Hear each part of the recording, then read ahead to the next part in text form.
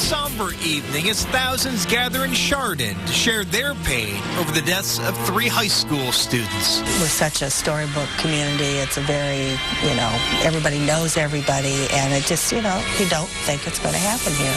And it did, and it will forever change our community. Mourners stand by candlelight to show support in a time of grief. And tonight, Chardon is a silhouette of emotion. Good evening, I'm Chris Flanagan. And I'm Danita Harris, but those emotions of hurt are beginning to heal. News Channel 5's John Kosick is live in Chardon at this hour. And John, the pictures you sent back from tonight's church vigil, it just was such an overwhelming scene. Yeah, Danita, as vigils go, you'd be hard-pressed to find one more moving than this. As people came from all over Northeast Ohio to grieve, to pray, to console, and be consoled. The scene outside St. Mary's Catholic Church in Chardon, nothing short of amazing. People packed as far as the eye could see, standing in the cold to watch on a small screen the service going on inside. Count Bill Sherrod among them. You didn't mind standing out in the cold? No.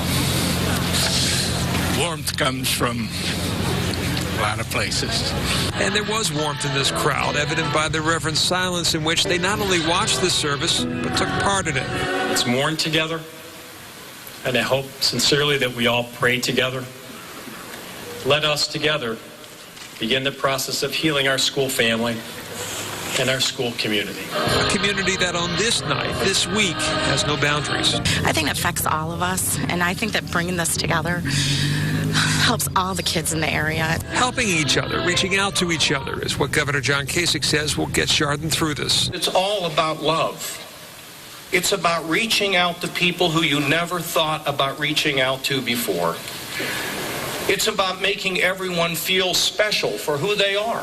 Kasich has been in town here since yesterday afternoon. Chardon may be a town of 5,000, but they are in the hearts, he says, of millions. From one end of Ohio to the other, today, tomorrow, and the days to come, we all live in Chardon in a sort of way.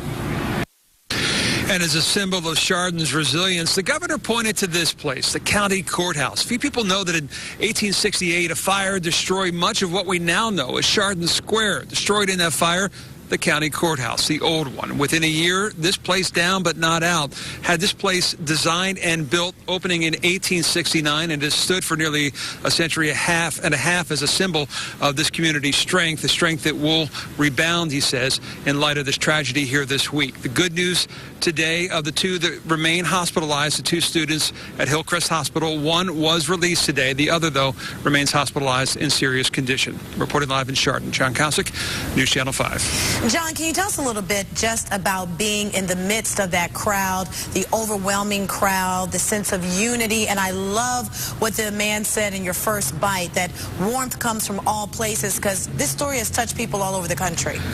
I tell you what, Danita, you cover crowds, and you can't keep people quiet. You could hear a pin drop outside, especially when the governor was talking about losing his parents in a car accident years ago, and people were just so moved by everything they heard tonight.